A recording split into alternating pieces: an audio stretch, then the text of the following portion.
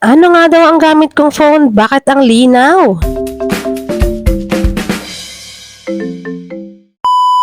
Ito na nga Android phone lang po ang gamit ko pero meron akong phone back mirror. Ganito lang siya kaliit. Nabili ko lang siya dito sa TikTok shop. Andyan sa yellow basket, i-click nyo na lang.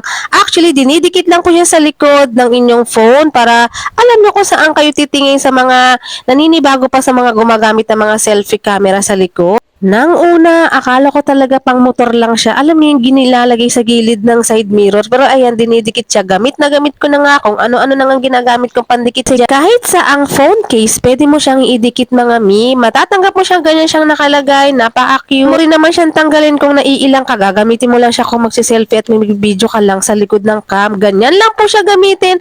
Ayan yung camera nyo. Ilagay nyo lang dyan sa gilid kung naiilang kayo. Hindi ka tumingin sa mirror. Pwede ka tumingin dyan sa camera. Depende sa angulo na gagawin mo.